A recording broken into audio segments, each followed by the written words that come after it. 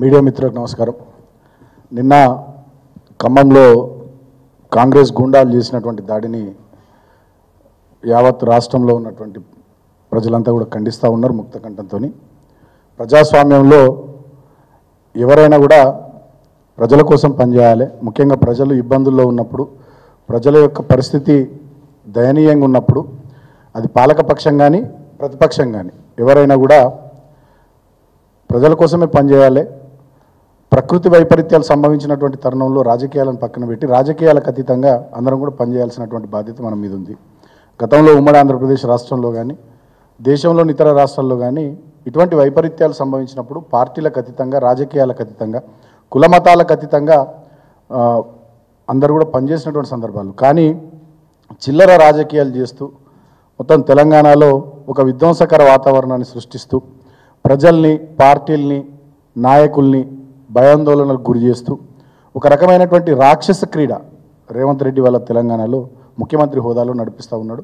నిన్న మాజీ మంత్రులు హరీష్ రావు గారు, మా సబితా ఇంద్రారెడ్డి గారు, పువ్వాడ జయ గారు, జగదీశ్వర్ రెడ్డి గారు, మా ఎమ్మెల్యేలు, మాజీ ఎమ్మెల్యేలు, మా మాజీ ఎంపీలు, ప్రస్తుత ఎంపీలు, ఎమ్మెల్సీలు ఆ బృందం మీద నిజంగా చంపే ప్రయత్నం జరిగింది, దాడి చేయడం జరిగింది. ఇది దుర్మార్గం. ప్రజాస్వామ్యంలో ఇటువంటి వాటికి తావులేదు.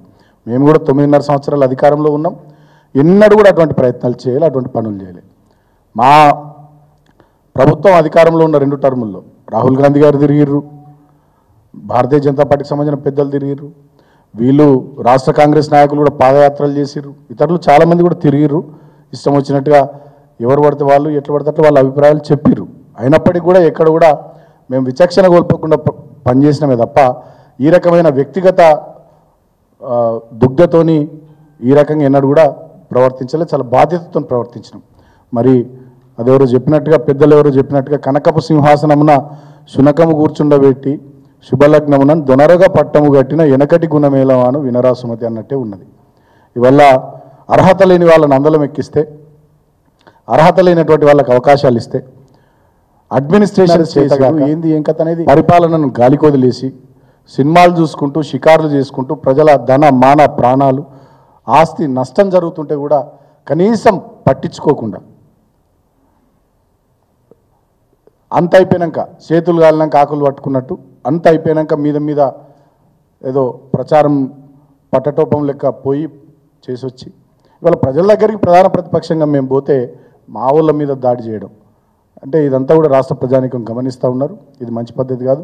వీళ్ళందరికీ రాష్ట్ర ప్రజానీకం అందరికీ కూడా నేను విజ్ఞప్తి చేస్తూ ఉన్నా, మేధావులకు, బుద్ధిజీవులకు, అన్ని పార్టీల వాళ్ళకి విజ్ఞప్తి చేస్తూ ఉన్నా. ఇటువంటి వాటిని ముక్త కంఠంతో మనం అందరం ఖండిద్దాం.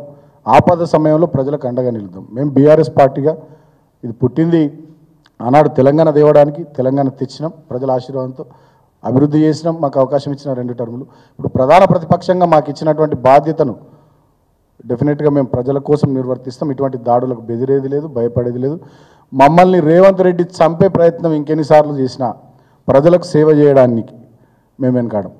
ప్రజల దగ్గరికి పోవడానికి బీఆర్ఎస్ పార్టీ వెనకాడదు. మా గ్రామ స్థాయి కార్యకర్తల నుంచి మొదలుకొని రాష్ట్ర స్థాయి నాయకత్వం వరకు మా మీద ఎన్ని దాడులు చేసినా, మమ్మల్ని చంపే ప్రయత్నం చేసినా, మమ్మల్ని చంపినా మా చివరి రక్తబొట్టు దారబోసైనా ఈ ప్రజలకు, ఈ తెలంగాణకు అండగా ఉండడం మా కర్తవ్యం. కేసీఆర్ గారి నాయకత్వంలో మేము అదే పని చేస్తామని చెప్పి మరొకసారి తెలియజేస్తూ, పోలీసులకు మేము నిన్న చెప్పినాం, ఇవాళ కూడా చెప్తా ఉన్నాం. మీ సాక్షిగా దాడి జరిగింది. అధికారం ఎవరికి శాశ్వతం కాదు. నేను పోలీసులను కూడా కోరుతా ఉన్నా. బయాస్డ్గా పోతూ ఉన్నారు కొంతమంది. జిల్లాల్లో, గ్రామాల్లో, పట్టణాల్లో చాలా చోట్ల అక్రమంగా కేసులు పెడతా ఉన్నారు, ఇష్టం వచ్చినట్టు బిహేవ్ చేస్తూ ఉన్నారు. నిన్న మాజీ మంత్రులు, ఎమ్మెల్యేల బృందం మీద మీ సాక్షిగా కాంగ్రెస్ గుండాలు దాడి చేశారు. ఫోటోలు కూడా అన్ని సోషల్ మీడియాలో ఆల్రెడీ తిరుగుతూ ఉన్నాయి ఎవరు ఏందనేది. బీఆర్ఎస్కు సంబంధించినటువంటి కార్యకర్తల మీద కాంగ్రెస్ వాళ్ళు ఎట్లా దాడులు చేస్తూ ఉన్నారో సోషల్ మీడియాలో మరి రౌండప్ చేసి మరి వాళ్ళు ఎవరు, ఆ కాంగ్రెస్ పార్టీ నాయకుని పేరేంది, వాళ్ళ వివరాలు ఏంది మొత్తం కూడా ఆల్రెడీ బయటకు వచ్చినాయి. ఇట్లా దాడులు చేస్తూ ఉంటే కూడా కార్యకర్తల మీద, తర్వాత మా వాళ్ళ కాన్వాయ్ మీద, మా మాజీ మంత్రుల మీద దాడి చేస్తూ ఉంటే పోలీసులు చూస్తూ ప్రేక్షకుల్లాగా నిలబడడం ఇది కరెక్ట్ కాదు. నిన్న మా బృందం ఆల్రెడీ సిపిఆర్కి కంప్లైంట్ ఇచ్చింది ఖమ్మంలో. మరి ఎంతమంది మీద మీరు ఎఫ్ఐఆర్ చేసిర్రు, ఇప్పటివరకు ఎంతమంది మీద కేసులు పెట్టిర్రు, ఎంతమందిని అరెస్ట్ చేసిర్రు, మరి జరిగిన సంఘటన మీద రాష్ట్ర డీజీపీ గారు ఇప్పటివరకు స్పందించలే. హోంమంత్రిత్వ శాఖ ముఖ్యమంత్రి చేతిలోనే ఉంది, ఇప్పటివరకు ఆయన మాట్లాడలే. అర్థమైతే ఉంది కథా స్క్రీన్ ప్లే దర్శకత్వం రేవంత్ రెడ్డి, నిర్మాత పొంగులేటి శ్రీనివాసరెడ్డి అని అంటున్నారు అందరూ. నిన్న జరిగినటువంటి దాడికి సంబంధించి కథా స్క్రీన్ ప్లే దర్శకత్వం రేవంత్ రెడ్డి ముఖ్యమంత్రి హోంమంత్రి, జిల్లా మంత్రి పొంగులేటి శ్రీనివాసరెడ్డి నిర్మాత అని చెప్పి అంటున్నారు. సో ఇప్పటివరకు డీజీపీ స్పందించలేదు. పోలీసు యంత్రాంగం మరి అంత పెద్ద దాడి జరిగితే డీజీపీ గారు అధికారికంగా మాట్లాడాలి కదా, ఏం జరిగింది, ఎంతమంది మీద కేసు అయింది, ఎంతమందిని అరెస్ట్ చేసిర్రు, ఏంది ఏం కథ అనేది చెప్పాలి కదా. ఇప్పటివరకు కూడా స్పందించకపోవడం నిజంగా దారుణం. సరే, ఇంకొక విషయం, నిన్న మంత్రి పొంగులేటి శ్రీనివాసరెడ్డి గారు కాంగ్రెస్ పార్టీకి సంబంధించిన మంత్రులు మాట్లాడుతూ ఆక్రమణలు అవుతున్నాయి. ముఖ్యమంత్రి మాట్లాడుతూ జిల్లాల్లో కూడా హైడ్రాలు ఏర్పాటు చేయాలి, మొత్తం ఎవరెవరు ఆక్రమిస్తున్నో చేయాలి. ఇప్పుడు మేము ఖమ్మంకు సంబంధించి నేను ఆధారాలతో సహా బయట పెడతా ఉన్నా. మీ రెవెన్యూ శాఖ మంత్రి పొంగులేటి శ్రీనివాసరెడ్డి గారికి సంబంధించినటువంటి ఎస్ఆర్ గార్డెన్, అది ఎన్ఎస్పి కెనాల్కు సంబంధించినటువంటి 21.5 గుంటల జాగా కబ్జా చేసి కట్టబడ్డది ఎస్ఆర్ గార్డెన్ ఖమ్మంలో.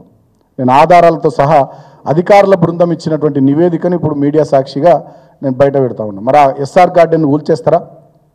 నేను అడుగుతా ఉన్నా ఈ ముఖ్యమంత్రి రేవంత్ రెడ్డి గారిని. 3 అధికారుల బృందం, తహసీల్దార్ గారు కానీ, అసిస్టెంట్ డైరెక్టర్ ఎస్ఎండ్ఎల్ఆర్ కానీ, ఎగ్జిక్యూటివ్ ఇంజనీర్ ఇరిగేషన్ డివిజన్ ఐబీకి సంబంధించినటువంటి వాళ్ళు ఇచ్చినటువంటి రిపోర్ట్ చాలా క్లియర్గా, we have surveyed the SR garden boundaries and found that the total extent of SR gardens is of 1 acre 34 guntas. Out of the above, an extent of 1 acre 7.5 guntas is in Patta land in survey number 140/1, and an extent of 0.21.5 guntas is situated in survey number 140/2, which is NSP acquired land as per NSP acquired subdivision record. Accordingly, we have marked the NSP encroached area. Nagarjuna sir project సంబంధించినటువంటి ఆ కెనాల్కి సంబంధించినటువంటి భూమి 21.5 గుంటలు కబ్జా చేసి దాంట్లోనే SR garden కట్టిరు, survey నెంబర్లతో సహా వివరాలతో సహా అధికారుల కమిటీ ఇచ్చినటువంటి నివేదిక. మరి ఖమ్మంలో కూల్చివేతలు మరి ఇక్కడి నుంచే మొదలు పెట్టాలని నేను ముఖ్యమంత్రి రేవంత్ రెడ్డిని కోరుతా ఉన్నా. కంచే చేను మేసినట్టు ప్రభుత్వంలో ఉన్న మంత్రులు, పెద్ద మనుషులు మీరే ప్రభుత్వ స్థలాలను, ప్రాజెక్టుల స్థలాలను, చెరువుల స్థలాలను, కాల్వల స్థలాలను కబ్జాలు చేసి గార్డెన్లు కట్టి మీరు రాజభోగాలు అనుభవిస్తూ డబ్బులు సంపాదిస్తూ మళ్ళీ మీదికెళ్ళి ఉల్టా చోర్ కొత్తవాళ్ళకో డాంటే అన్నట్టుగా మళ్ళీ మీరే మీదికెళ్ళి ఏమంటారు, ఆక్రమణలునే కూల్చేయాలి. మరి కూల్చేయరు ఎస్ఆర్ గార్డెన్స్. ఇది చాలా స్పష్టంగా పొంగులేటి శ్రీనివాసరెడ్డి రెవెన్యూ శాఖ మంత్రి ఆయనదే. మరి కూల్చివేస్తారా, కూల్చివేయరా? అధికారుల రిపోర్ట్స్ కూడా ఉన్నాయి, నేను మీడియా వాళ్ళకు కూడా ఇవన్నీ కూడా షేర్ చేస్తాను. దీని మీద ఇమీడియట్గా చర్యలు తీసుకోవాలని నేను కోరుతా ఉన్నా. అదే కాకుండా రాష్ట్ర వ్యాప్తంగా చాలా హడావిడి చేస్తూ ఉన్నారు వీళ్ళు, ఇక్కడ చేయాలి, అక్కడ చేయాలి, అది చేయాలి, ఇది చేయాలని. ఇప్పటి వరకు కాంగ్రెస్ పార్టీకి సంబంధించినటువంటి మంత్రులకు సంబంధించినటువంటి ఫామ్ హౌస్లు కానీ, అదేవిధంగా ఎమ్మెల్యేలకు, ఎమ్మెల్సీలకు సంబంధించినటువంటి ఫామ్ హౌస్లు కానీ, కాంగ్రెస్ పార్టీ సీనియర్ నాయకులకు సంబంధించినటువంటి ఫామ్ హౌస్లకు సంబంధించి చాలామంది సోషల్ మీడియాలో పెడుతున్నారు. మాకు తెలియదు, సోషల్ మీడియాలో పెడుతున్నారు, పేపర్లలో రిపోర్ట్ అవుతుంది. దానికి సంబంధించి ఇప్పటి వరకు ఏ చర్య కూడా ఈ ముఖ్యమంత్రి, ఈ ప్రభుత్వం తీసుకోలేదు. అంటే ఇదంతా ఒక భయపెట్టే కార్యక్రమం.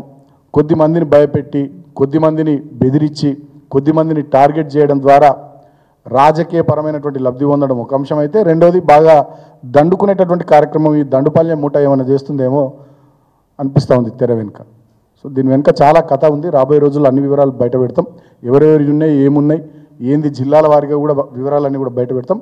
ప్రస్తుతం పొంగులేటి శ్రీనివాసరెడ్డి గారు ఖమ్మం జిల్లాలో నిన్న ముఖ్యమంత్రి గారు మొన్న అన్నారు కదా ఆక్రమణకు సంబంధించి. కాబట్టి పొంగులేటి శ్రీనివాసరెడ్డి గారు ఎస్ఆర్ గార్డెన్స్ మరి ఎప్పుడు కూలగొడతారు, ఏంది ఏం కథ అనేటటువంటిది రాష్ట్ర ప్రభుత్వం చెప్పాలి అని చెప్పి సందర్భంగా మేము డిమాండ్ చేస్తూ ఉన్నాం. చర్యలు తీసుకోవాలి.